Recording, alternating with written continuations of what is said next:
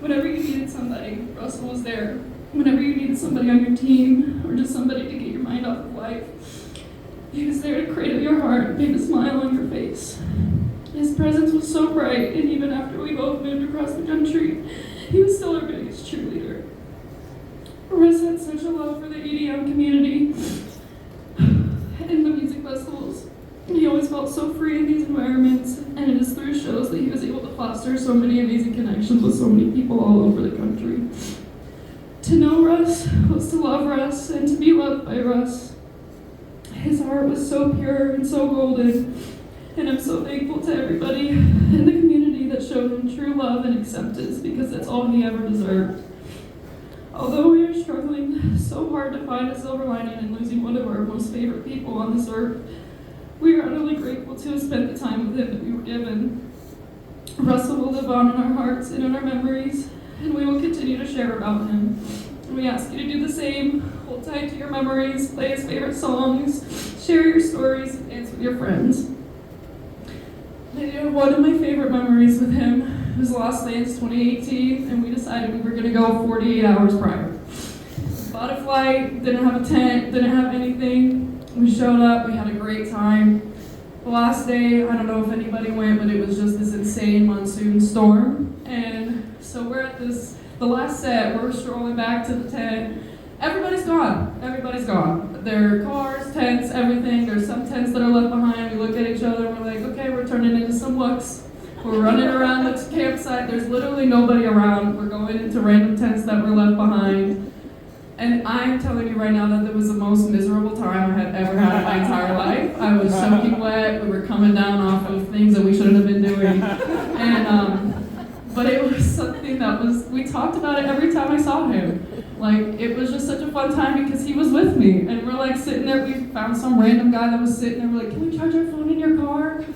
And we're trying to figure out how to get to a hotel, riding in a taxi, and it was just him and I. We always had the best times together. And I just can't believe I'm not gonna have any more, but I hold those memories so dear, close to my heart. Malia, I want to say something. So I have a lot of favorite memories with Russell, but most of all, he was obviously our best friend for a very long time, and it was just like our daily routine. We'd go to work together. On our breaks, we'd go back to my house, smoke some pot, go back to work, high as hell. Hit him up every day, and he'd come over to my house and again smoke some pot together.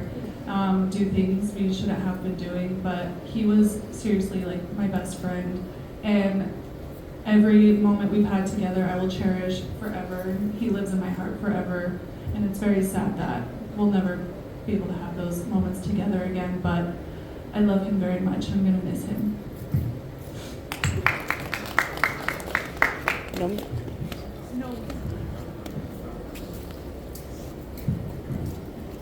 Hi everybody. I'm not sure if you guys know who I am, but pre-transition my name is Chad, but now I'm Tony. A lot of people had met me as the previous version of who I am, so excuse me if you can't hear me. This is going to be kind of annoying for me as well too. So, Russ and I met each other on a whim, kind of like a few of the other gentlemen that I have had the pleasure of experiencing tonight.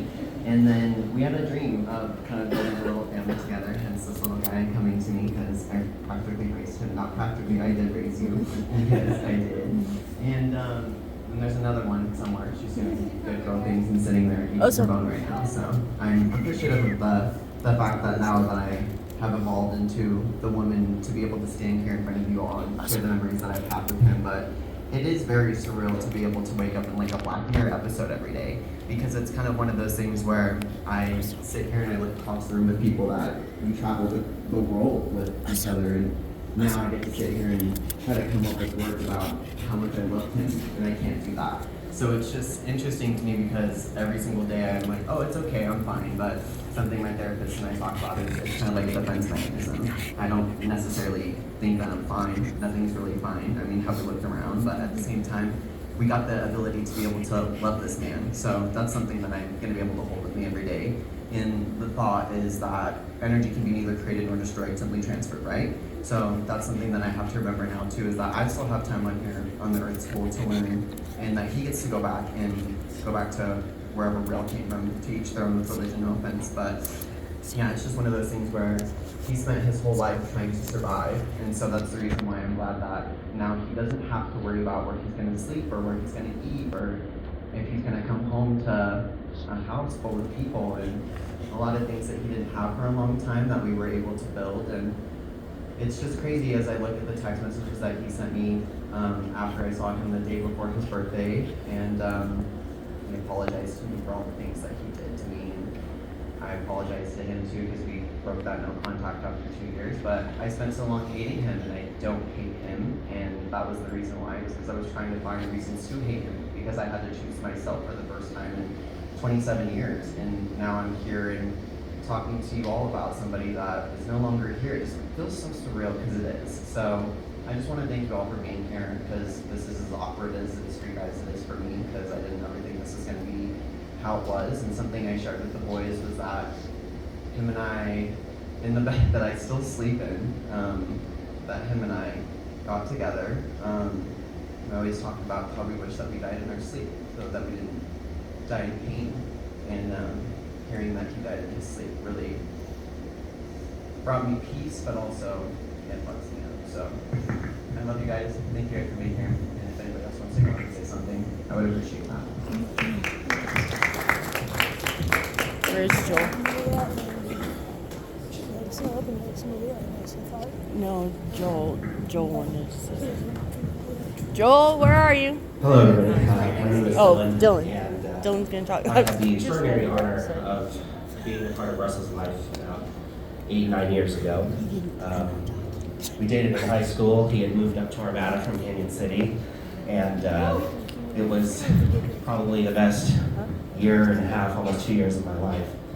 I owe so much of my youth healing. He helped me through some of just the darkest times of my life, and it's a testament to who he was as a person. You know, my family absolutely adored him. He was always a topic of conversation. How's Russell? How is he doing? How's things? I, even after all these years, have never met someone who had so much love and forgiveness and caring in his heart.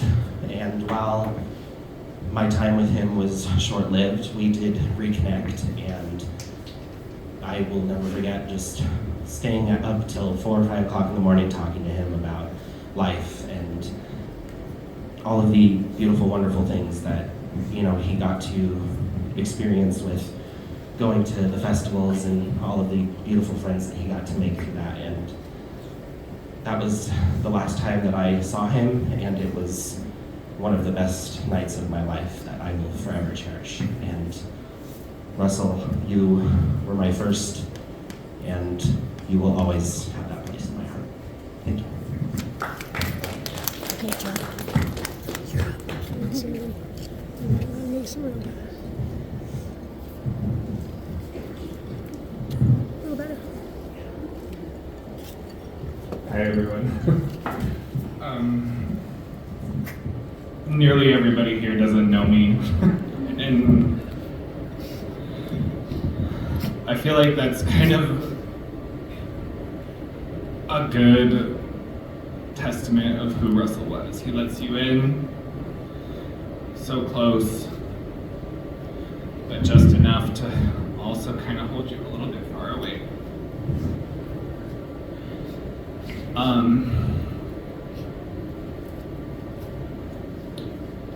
My name is Joel, and first of all, I want to thank Michelle and Malia for making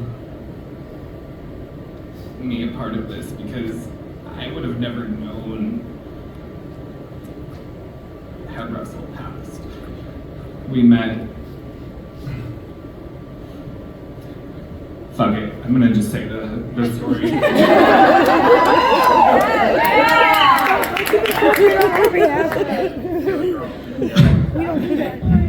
We met on a hookup. I was never supposed to be anything more than it was.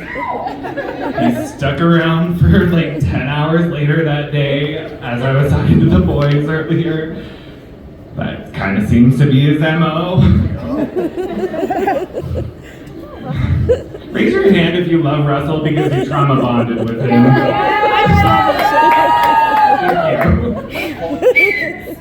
Thank you.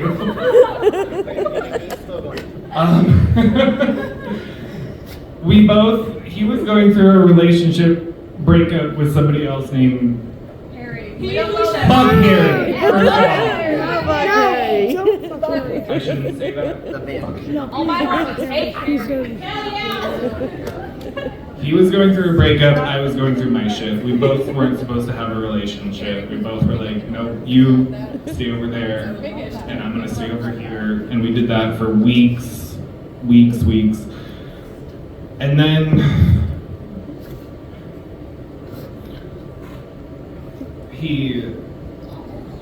we just started like getting to know each other more. And I really liked him, which is awkward because I'm older than him. But in the gay community, that's kind of like, okay, I get it. It's normal. I get it. So, he came over to my he came over to my house after we were supposed to go to Wicked. That didn't end up happening. We had this like really good, beautiful conversation about just like, I don't care where you're at in your life. As long as you're just on a trajectory of becoming a better person, I can see you and you can see me, and we can just sort of become, we were both like at the same time like, I don't want that relationship, keep that over there.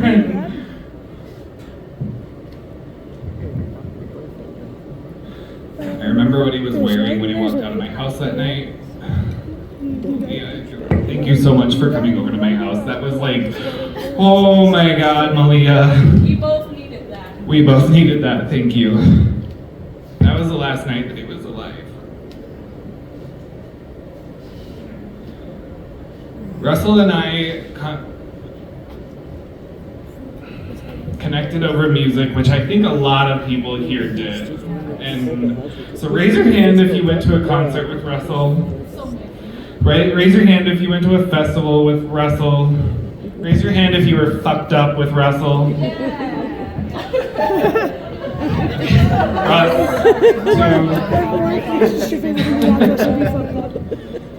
raise your hand if you were in love with Russell.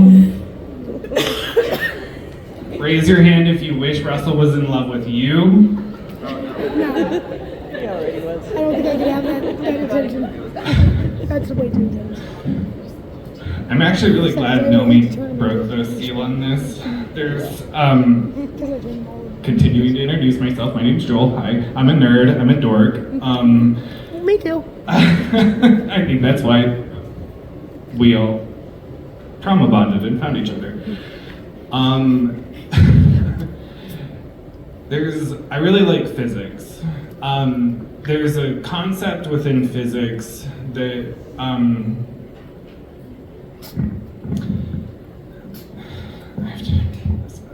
got this. There's a concept within physics that particles are also share a duality with wavelengths. Wavelengths and particles can be expressed in the same way. Sound is also considered to be, a sound is a wavelength throughout the entire universe. Energy throughout the entire universe is measured in wavelengths, if we will. Stay with me. I take that to mean that energy, we particles, we humans, we atoms are sound, we are music. And every time we get to dance and boogie, shake your ass, show that crop top,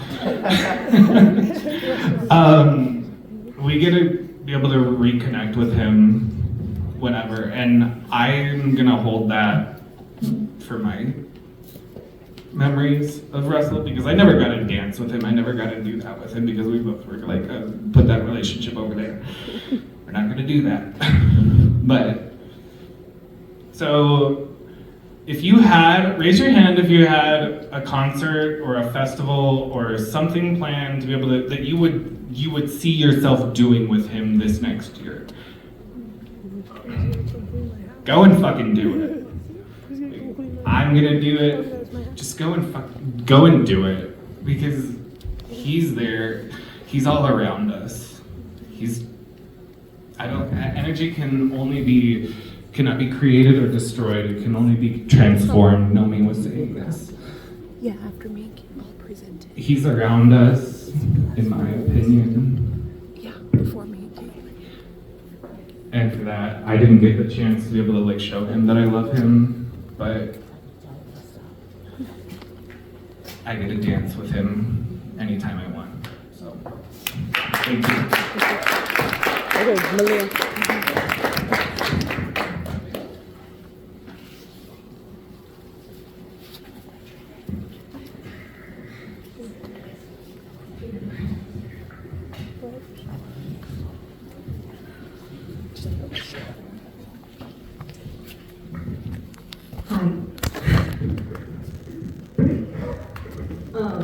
Before I start my speech that me and Caitlin wrote together, I just wanted to go off the riff a little bit and say that when Russell was going through his most recent breakup, he was in a really dark spot in his life, and there was one time when he was on the phone with me and my boyfriend on FaceTime that he had said to us, "Be honest, if I died, who would really come to my funeral?"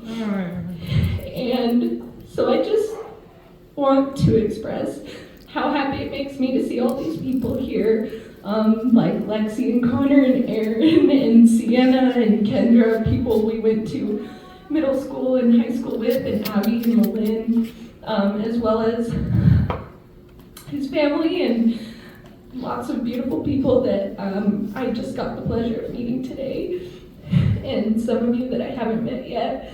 I just wanted to say that I hope he sees this, and that I hope he knows how much love is in this room and how much he's being celebrated tonight by everyone.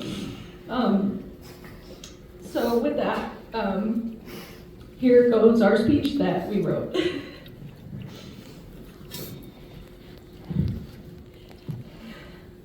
I've been trying for weeks to figure out what it is I want to say. Everyone says to speak from the heart, but the only thing my heart can tell me is that I'm angry that my best friend is gone.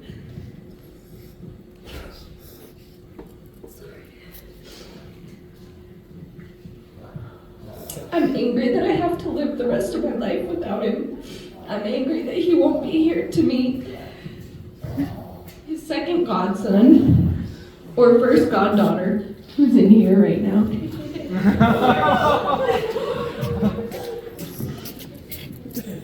And I'm angry for everyone here today who has to miss him as well. So instead of speaking from the heart, I'm going to try to open it up, to cherish the memories in all the ways we can honor him throughout our lives.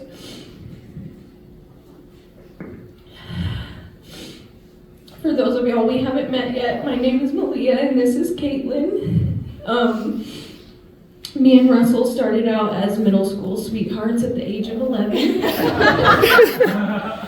Everyone but me seemed to know that Russell was gay. But you know what? Everyone but me and Russell. A lot of people tried to say that I was his cover-up girlfriend to hide in the closet, but I will gladly show anyone who wants to say that the messages he sent me when I dumped him both times. Okay, he was in love with me. All right. I'd say it was around 8th grade that he started coming to terms with who he truly was. That was also the year that we met our best friend Caitlin, who completed our Libra Trinity. This was the same year that we started our annual tradition of going to the Blossom Carnival together and the Colorado State Fair. where we shared countless laughs, screams, funnel cakes, and taking turns holding Caitlin's hair as she vomited. Even though Russell came close a few times too. This was also the same year that the three of us got week-long lunch detention several times throughout the year for being too obnoxious during lunch and being late to class every day because we would take too long to eat lunch, because when the lunch ladies would be yelling at us to go to class, we would refuse because we were still eating, because when we were supposed to be eating, we were too busy being obnoxious. Caitlin was born 7 days before me, and Russell was born 6 days after. We've been the three Libras ever since. Over the past 15 years, there have been a few times where it felt like all there was between us was space. Between Denver, Canyon City, Sterling, Russell, Kansas, and Santa Rosa, California, there have been many miles between us through the years, but the distance never stopped us from picking up where we left off.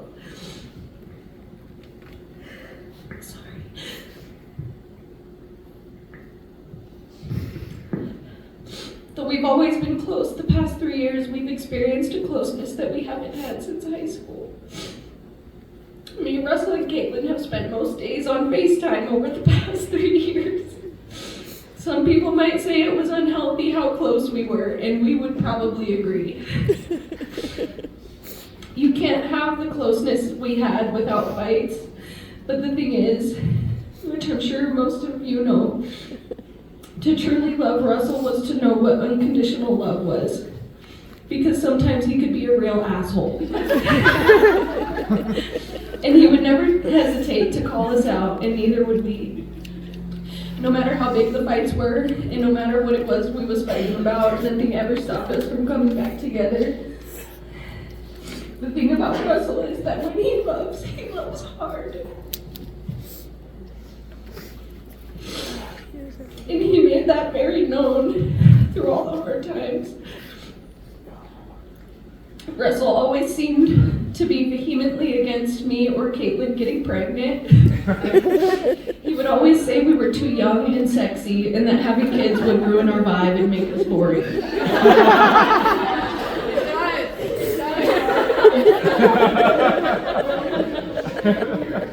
Despite him being angry at Caitlin when she found out she was pregnant for the first time, this never stopped him from loving and spoiling his godson, Zayden, driving from Denver for his birthdays, and never showing up empty-handed, even if he was just coming down to Canyon to hang out with us.